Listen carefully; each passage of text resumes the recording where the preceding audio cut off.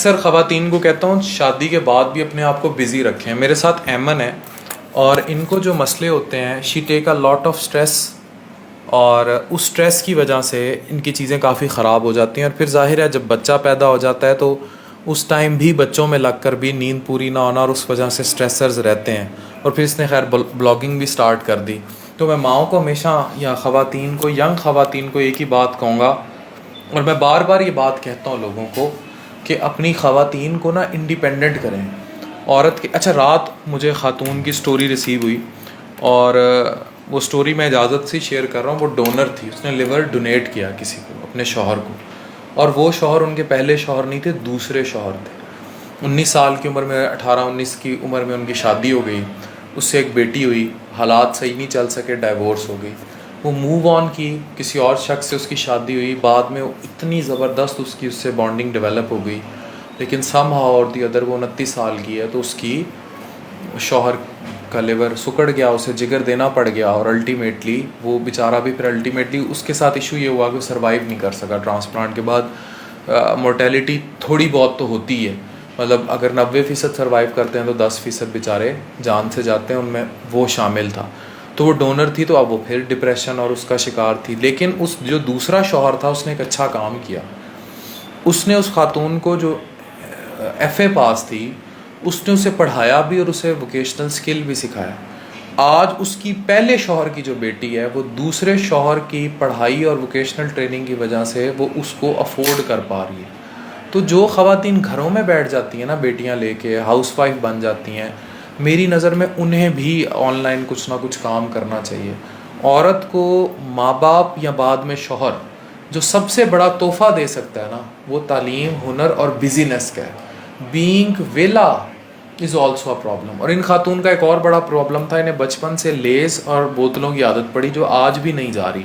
कितने लेस पापड़ खाती हैं दिन में? अगर मेरे पास इकट्ठे मेरे हस्बैंड मुझे ला कर दें तो 5-6 में खा लेती हूँ। 5-6 लेस खा जाती हैं। और बोतलें कितनी पीती हैं? शादी से पहले तो मैं 7-8 बोतलें नॉर्मली दिन में? देख के तो नहीं लगता आपको। अच्छा ठीक है फिर।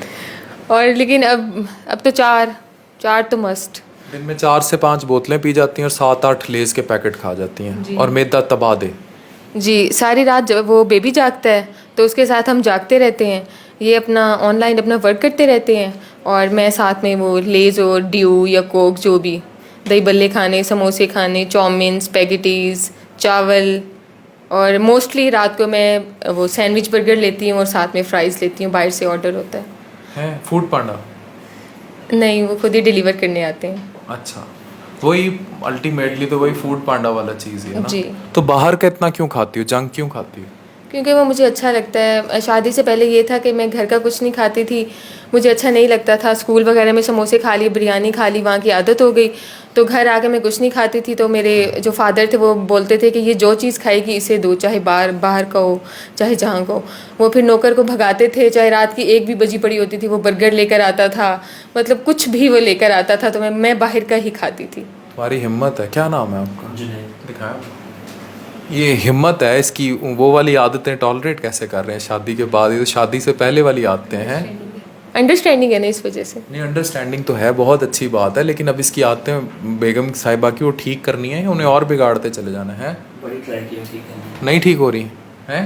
लेकिन नहीं, वो लाड शोहर नहीं उठाएगा तो कौन उठाएगा? अच्छा, बाप के बाद तो शोहर ही उठाता है ना। लाड उठाता है ना, वो जो अगलातुल आम है उन्हें तो ठीक करना है ना। शौहर ज़रूर लाड उठाता है, लेकिन जो अगलातुल आम है उन्हें भी तो शौहर ने ठीक करना है। जी, लेकिन इंशाल्लाह अब मैं कोल्ड ड्रिंक्स वगैरह में छोड़ रही हूँ। और उसकी वजह से आपको देखो मैदे के मसले भी हो रहे हैं, उसी वजह से आई हो, और फिर स्ट्रेस अलग गया है, बाकी चीज़ें अलग हैं। और जो मैं बार बार कहूँगा कि काम भी करें, अपने आप को बिज़ी रखें। और दुनिया में सबसे जो कीमती मर्द है ना, वो ज़िम्मेदार मर्द है, चाहे वो मोहब्बत की शादी करे या अरेंज मैरिज करे। उस मर्द वो है रिस्पॉन्सिबल, लग ही रहा है भाई। जो पूरी रात फूड पांडे ऊपर लेके आता है तो वो रिस्पॉन्सिबल मर्द ही होगा। इररिस्पॉन्सिबल मर्द से छुपा कर भी लेकर आते हैं, कहते हैं बस ये, मतलब वो कहते हैं कि तुम भूखी ना सो। तुम भूखी ना सो? हाँ, तुम भूखी ना सो, तुम्हारा जिस चीज़ का दिल कर रहा है तुमने मुझे बोलना है, तुमने किसी और को नहीं कहना।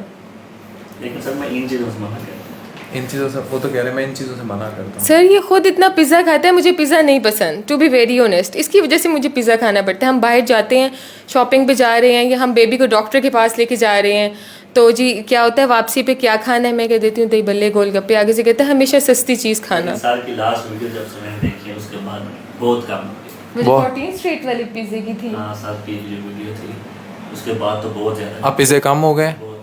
सही। चलें, बहरहाल अच्छा है कि आपके वो नाज उठाता है, लेकिन इन नाज़ों में एक चीज़ और ऐड कर लें, that keep your self busy. और ये लेज़ पापड़ जो आदत पड़ी हुई है शादी से पहले की, अब उनको कट डाउन करें, क्योंकि ये आदत अब आपने बच्चों को गिफ्ट नहीं करनी ना। सर उसे तो मतलब मैं चाहती हूँ मेरा बेटा मेरा जैसा ना हो, और सर मैंने पूरी प्रेगनेंसी में मैंने यही चीज़ें खाई हैं।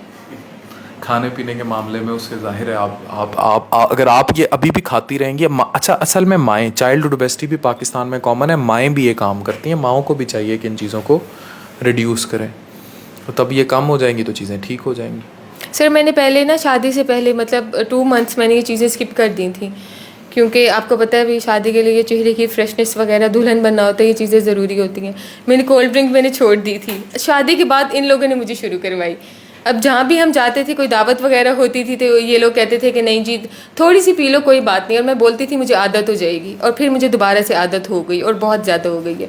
और मेरी ये मतलब मुझे इतनी ज़्यादा बुरी आदत है कि जब तक मैं सुबह उठती हूँ 12, साढ़े 12, 11 बजे, क्योंकि पूरी रात जागे हुए होते हैं बेबी की वजह से, तो जब तक ना अगर मेरे अंदर 2 घूंट भी कोल्ड ड्रिंक के चले जाएंगे ना, तो मुझे ऐसे ताकत मिल जाती है ना कि मैं कुछ भी कर सकती हूँ। और जब तक मैं कोल्ड ड्रिंक नहीं लूँगी तो मुझसे उठा भी नहीं जाता। वो जैसे नशेई, मैं खुद बोलती हूँ जैसे वो नशेई पड़े होते हैं ना बगैर चर्च वगैरह के, मैं वैसे ही होती हूँ, ढीली ढीली इस तरह से। बोतल पीती हैं तो जान आती है। बोतल पीती हूँ जान आती है, और मैं अपनी इस गलती को एडमिट भी करती हूँ कि मतलब ये गलत है, लेकिन छोड़ नहीं सकती हैं। हाँ छूटती नहीं है। फिर मैंने आपकी वीडियोस वगैरह देखी, और आपके जो फादर हैं डॉक्टर कैसर महमूद, उनके पास भी मतलब आना जाना है, मेरे इन लॉज का भी और मेरे मेके वालों का भी। तो फिर तब से मतलब मुझे हुआ, मैंने कहा मैं आपके पास ही आऊँगी। अब भी मतलब इन्होंने कहा डॉक्टर अरशद के पास चलते हैं, मैंने कहा मैं बहुत पहले गई थी।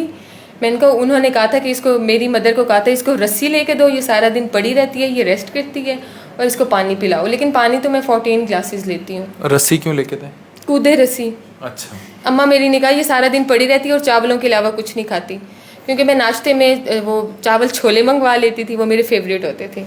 और दोपहर को मेरी ज़िद होती थी, स्कूल से आते ही मैं कहती थी कि इतना लाजमन चावल होने चाहिए। बहुत शुक्रिया अमन, थैंक यू।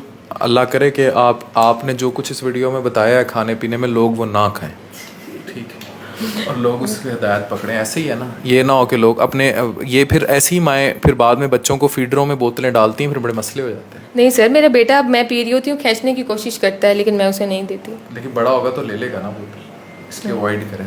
ये चीज़ें समझ रही हैं। चलें, कीप डूइंग ग्रेट वर्क। सो सुबह इनकी आँख तब खुलती है जब ये बोतल पीती हैं, बोतल छोड़नी होगी। Thank you very much.